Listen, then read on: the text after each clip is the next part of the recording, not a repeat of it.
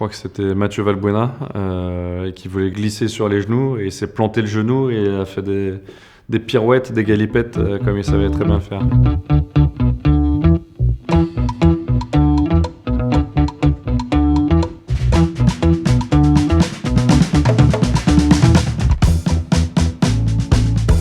Karim Benzema. Quand il était à Lyon, pour moi, c'était la vitesse, la technique. Dès qu'il rentrait dans la surface de réparation, tu ne savais pas s'il allait frapper du pied droit, du pied gauche. Il était capable de tout. Top joueur, top joueur. À la commanderie, centre d'entraînement, on prenait les clés des voitures pour bouger les voitures de certains joueurs. Et quand le joueur sortait pour rentrer chez lui, il ne voyait plus sa voiture et il la cherchait pendant un moment. J'ai pris très peu de cartons rouges. J'ai pris un carton rouge contre Rio Mavuba à l'époque et je crois que c'était Stéphane Bray l'arbitre. Il m'avait mis un carton rouge pour ma deuxième faute, c'était un deuxième jaune. Et j'avais pris un rouge, mais bon, c'était pas justifié bien sûr.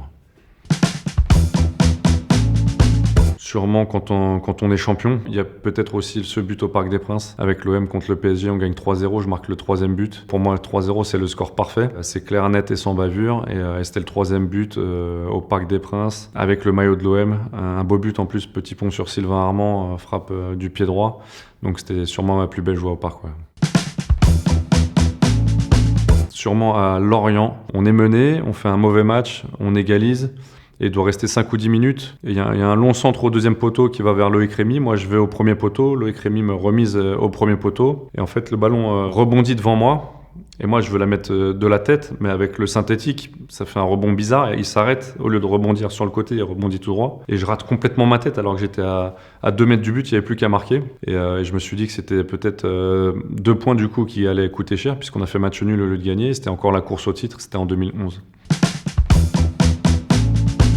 C'était des fois des autographes sur les mains, sur les bras, et tout ça. Donc à chaque fois, on demandait aux enfants, aux parents si on pouvait le faire pour qu'ils puissent se nettoyer après. Mais ouais, c'était sûrement les autographes sur la peau.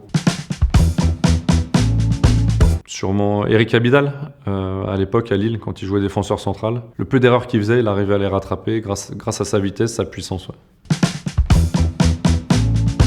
Le meilleur stade de Ligue 1, stade Vélodrome, sans hésiter par rapport à l'ambiance qu'il y a, surtout depuis qu'il a été refait avec le toit, le bruit reste vraiment à l'intérieur et ça fait beaucoup de bruit. Mon plus beau but, c'était avec l'AGOCR contre Nantes. C'était Michael Andro dans les buts. Et on jouait en 4-4-2, je jouais milieu excentré gauche, c'était rare. Donc comme j'aimais pas être sur le côté, je rentrais souvent à l'intérieur et je récupère le ballon. Et sur mon contrôle, je crois que je mets un grand pont sur la première touche de balle, un crochet sur un deuxième, un crochet sur un troisième joueur. Et j'enchaîne une frappe de l'extérieur de la surface. Et je bats Michael Andro contre Nantes avec la J1.